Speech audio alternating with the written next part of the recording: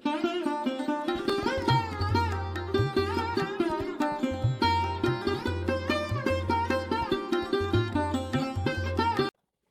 பிரம்மா குரு விஷ்ணு குருதேவோ மகேஸ்வரா குரு சாட்சாத் பரபிரம்மா தஸ்மின் ஸ்ரீ குருவே நமக.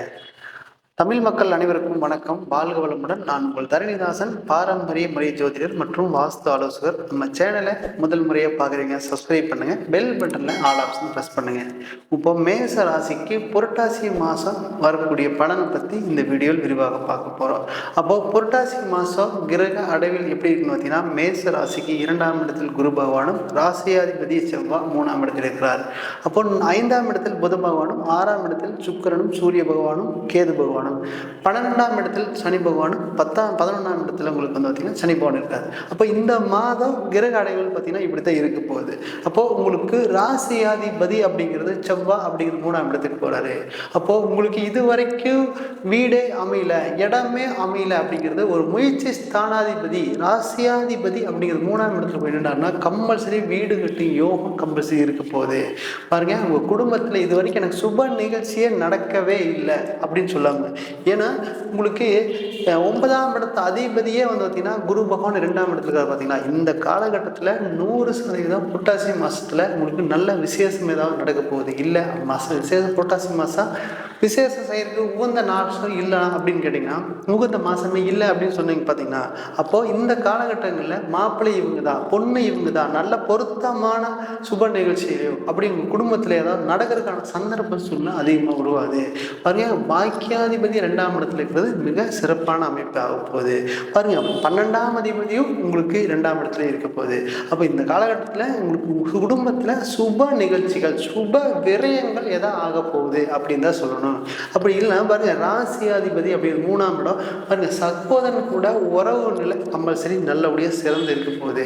பாருங்க, செவ்வாய் அப்படிங்கிறது 3ஆம் இடம், ராசியாதிபதி அங்கத்தில் நிற்கும் போது பார்த்தீங்க, இது வரைக்கும் 5 வருஷமா நம்ம தம்பி தங்கச்சி கூட பேச்சுவார்த்தை இல்லை அப்படின்னா இந்த காலகட்டத்தில் பேசி நல்லபடியாக சேர்ந்து வாழ்றதுக்கான சந்தர்ப்பம் இருக்கு. இதை சொத்துனால பிரிஞ்சுட்டோம்ங்க.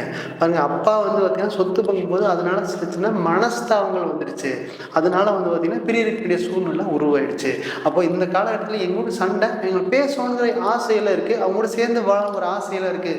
ஏன்னா தம்பி நம்ம நல்லா பாசமாக இருந்தார், அக்கா நல்லா பாசமாக இருந்தாங்க. இந்த காலகட்டத்தில் பாருங்க, செவ்வாய் அப்படிங்கிறது சகோதர ஸ்தானாதிபதியே அப்படி அந்த இடத்துல போய் செவ்வாய் பகவான் அப்படிங்கிற ராசி பகவான் நிற்கிறாரு. அப்போ இந்த காலகட்டத்தில் அவங்க கூட சேர்ந்து பேசுனீங்கன்னா சுமூகமாக சேர்ந்து வாழக்கூடிய தன்மை அப்பப்போ உருவாயிட்டே இருக்கு. பாருங்க, இது வரைக்கும் வெளிநாட்டு வேலை அப்படிங்கிறது பார்த்தீங்கன்னா நிறைய முயற்சி பண்ணிட்டு இருப்பீங்க.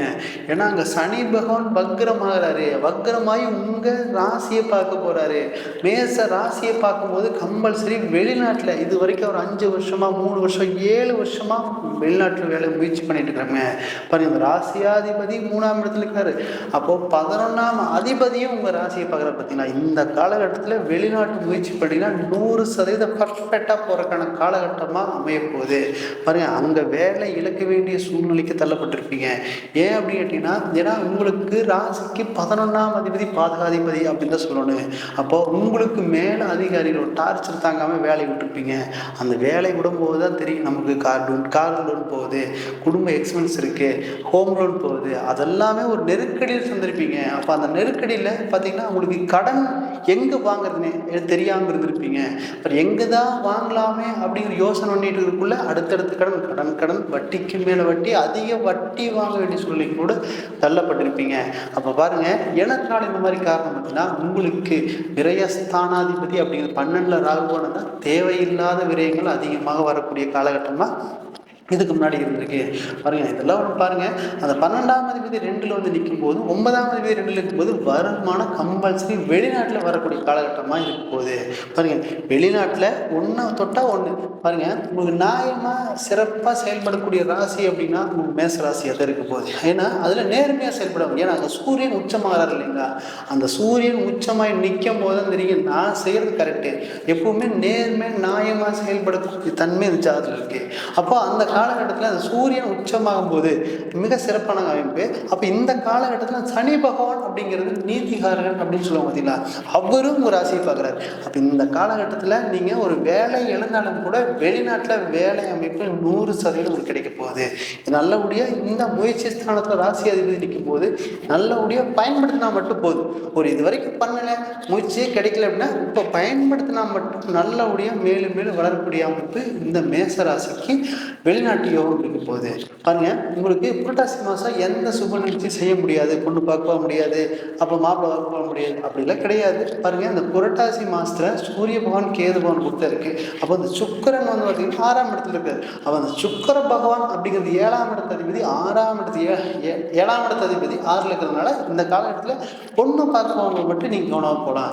ஏன் அப்படின்னு கேட்டிங்கன்னா, ஏன்னா சுக்கரன் நீச்சமாக இருக்கும்போது 6ஆம் இடத்து அதிபதி கேது பகவான் பிடியில் இருக்கும்போது நீங்கள் ஒரு கணவனை தேர்ந்தெடுத்தாலும் மனைவியை தேர்ந்தெடுத்தாலும் ஒரு இடத்தை தேர்ந்தெடுத்தாலும் அப்போ அந்த நேரத்தில் மட்டும் கவனமாக இல்லைன்னா ஒரு தவறான வரணை தேர்ந்தெடுக்கக்கூடிய சந்தர்ப்ப சூழ்நிலை உருவாகும். அப்போ சுக்கர பகவான் பயிற்சிக்கு அப்புறம் நீங்கள் வாங்குறது மிக சிறப்பான அமைப்பு, நீங்கள் பார்க்குறது சிறப்பான அமைப்பு இருக்குது.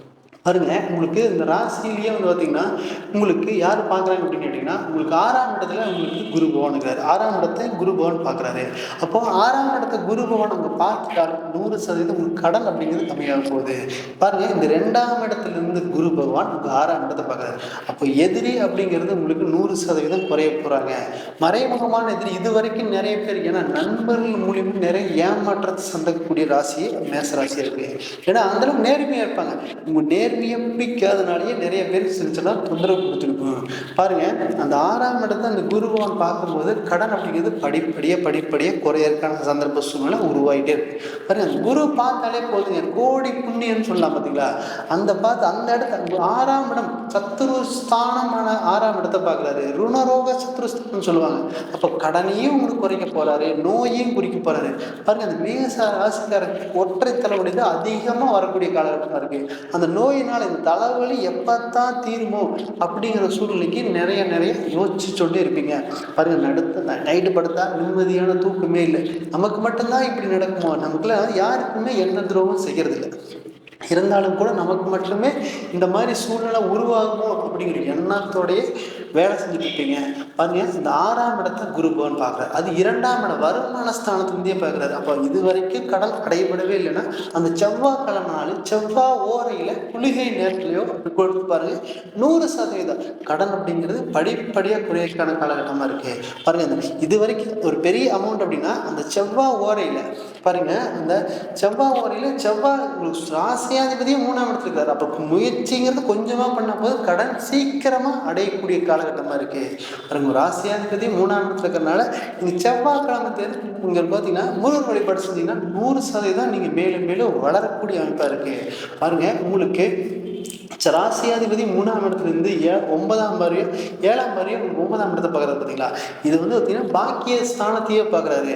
அப்போ வரக்கூடிய காலகட்டங்களில் என்ன மாதிரி நினைக்கிறீங்களோ அந்த காலகட்டம் 100% அனுபவிக்கிறதுக்கான காலகட்டமாக இருக்குது.